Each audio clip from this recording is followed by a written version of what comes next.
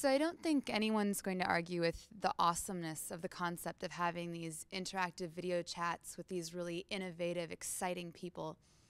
But how are you going to grow it beyond like TED, for example, or beyond to really make that change to reach people who will then do something about these really big ideas, especially, like you were saying, not to consider the feasibleness of the ideas that people are presenting. So if they're doing these crazy big idea things that are probably beyond the scope of what many people can imagine, how is that going to translate into a broader change? Terrific question. It's something we wrestle with a lot. I mean, again, it's like every company or every effort is, you got to bite off a piece of what you can kind of do. And so we're starting, and we're a small little company, and we're trying to figure out what's the really missing piece that we can actually help do in a quick way. And one of the things we feel, or I feel, in founding the company, was that the biggest missing piece right now in terms of the broader political situation we're talking about, in the broadest sense, is we don't have enough concrete sets of transformative ideas that really are up to the scale of the problem and are actually in tune with essentially the new realities of the 21st century. And that everything going forward, it's going to be all digital, it's going to be all interconnected, it's going to be all global, and it's got to be sustainable. And what's happening is a lot of the ideas that we're addressing in Washington or in California here or in these kind of even city governments a lot of times, they're still too trapped in these old paradigms, and they're still incrementally trying to nudge the thing up from what we've already been doing.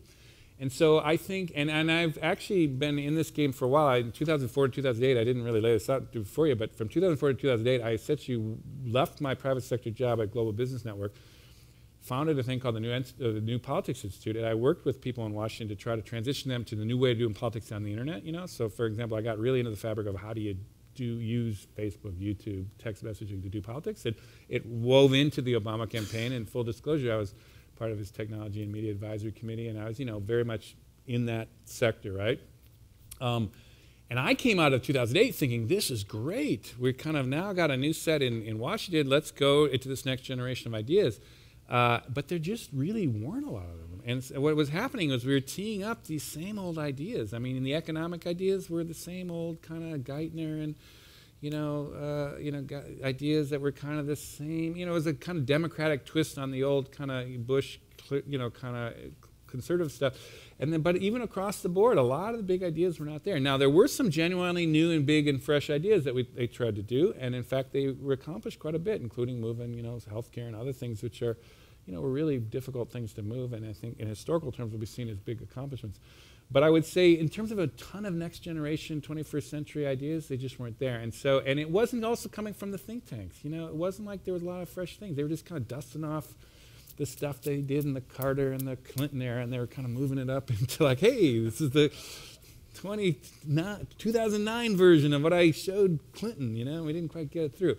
Anyhow, so too much of that. And so I think what I wanted to do is, and meanwhile, I'm living in this Bay Area for the last 20 years, and it's just exploding with amazing people, and they're totally rethinking everything, and they're completely not hemmed in by the old stuff, and they're thinking big and transformative, and they kind of looking out 10, 20 years, and it's like, get those people talking about these things, getting them talking to Washington, get this stuff kind of, let them imagine where to go, and let the kind of people in D.C. just kind of figure out the details and the legislation and how does it work and how do we actually institute it.